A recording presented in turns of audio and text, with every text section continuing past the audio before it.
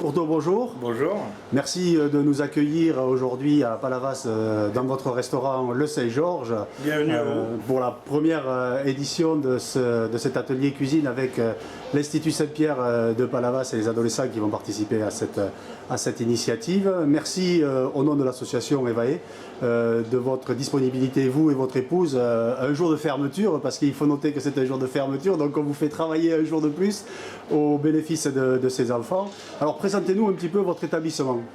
Nous on a repris cet établissement il y a un peu plus de 2 ans. On est situé à Palavas, rive droite, et on est sur un créneau plutôt gastronomique dans l'assiette et convivial dans la salle du restaurant. C'est pour ça que ça nous fait très plaisir aujourd'hui d'accueillir ces jeunes, ils sont complexes, quoi. Et vos journées d'ouverture? Alors on est ouvert du mercredi au dimanche, midi et soir. Midi et soir, toute l'année ou alors en saison après? Toute l'année, à l'exception de quelques périodes de fermeture, soit pour congé, soit pour travaux, mais sinon on a vocation à être ouvert à l'année. D'accord. Alors aujourd'hui, qu'est-ce qui va se passer ici dans votre établissement? Qu'est-ce que vont faire les ados? Qu'est-ce qu'ils vont préparer?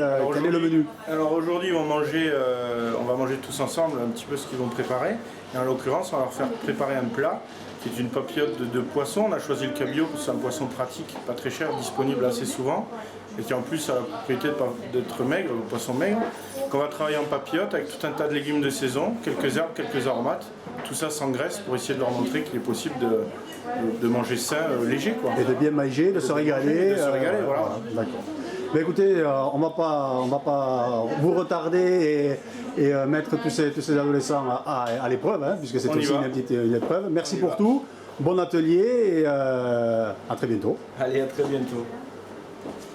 Merci.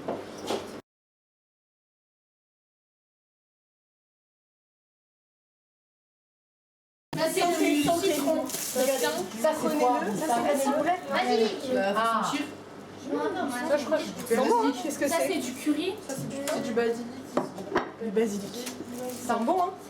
Ça fait partie des herbes qui vont vous aider Ça, c'est du sel. à mettre du goût dans vos plats Ah, je connais ça. sans apporter de matière grasse, donc c'est quand même génial. Ça c'est pas de la ciboulette. Ça, c'est quoi? Ça, c'est de la ciboulette. Non, le gars, regarde. Non, c'est pas ça. Ah, la tête elle connaît pas. Ça sent bon. Donc en fait l'idée, après je vous ai apporté des légumes, je réexplique pour ceux qui n'ont pas entendu, des légumes qu'on peut trouver facilement sur les marchés, qu'on a juste passé à l'eau bouillante salée pendant 2 à 4 minutes suivant la grosseur pour les garder craquants, d'accord? Pour garder tout le goût des légumes et que ce soit plus agréable. Et puis les vitamines et puis tout ce qui est bon, quoi. Ça va nous permettre de les mettre à l'intérieur de la papillote de poisson qu'on va faire. Vous allez pouvoir jouer avec les herbes, les épices en fonction de ce que vous aimez. Là, c'est un thym un peu particulier. C'est un thym dit citron. Vous pouvez le prendre entre vos doigts, l'écraser, ça sent le thym et le citron. Vous avez des choses classiques, la ciboulette, le persil, un peu de basilic. Ils ont déjà deviné. Super. On peut mettre également du jus de citron. Là. Donc il y a un citron, il n'y a plus la peau. Pourquoi? Parce que la peau, on l'a enlevée. On en a fait des petites bandes comme ça qu'on a confiées dans un sirop.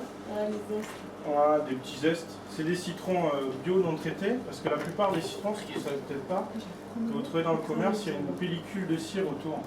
Ce qui fait qu'ils se conservent mieux. Sauf que la pellicule de cire, elle est nocive pour la santé, donc il ne faut pas manger la peau de n'importe Vous quel pouvez deviner ce citron. qu'il y a sur les Carotte, de la betterave.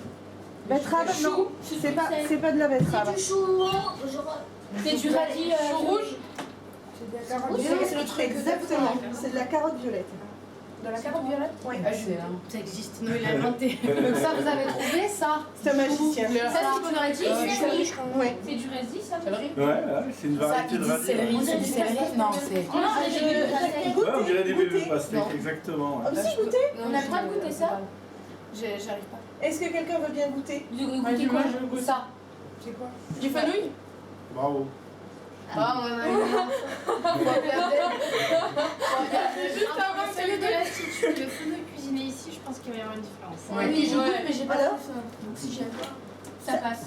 Ça a le goût de quoi le fenouil, de toute façon? Pas mauvais. Ça a C'est un goût de un quoi? arrière-goût assez spécial. Ça vous a pensé? Pas du tout. Ah bah moi ça me dit. Mais peut-être que tes asperges sont un petit peu... Confectionner des papillotes, donc attacher de l'importance au fait que faut que ça ressemble à quelque chose, par exemple, que ce soit les légumes ne sont pas parfaits, mais ils sont meilleurs. Donc des fois, il ne faut pas s'attacher à l'apparence des légumes.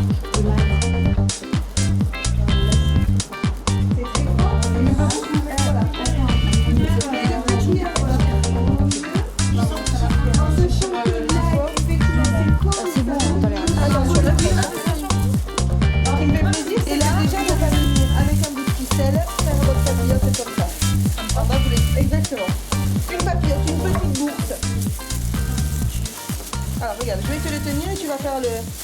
D'accord? Alors, je vais vous donner une petite méthode. On va le rouler. On est comme ça dans le four, comme si c'était de l'aluminium. Dans le four, ce qui est fort dans le concombre, c'est l'intérieur, les pépins et la peau. Si vous enlevez la peau et l'intérieur, c'est un yaourt sans matière grasse, 0%. Et on peut le traiter un petit peu comme de la crème. Donc là-dedans, on va venir ajouter du jus de citron, ça va être notre assaisonnement. Une salade, classiquement, on l'assaisonne avec de la vinaigrette.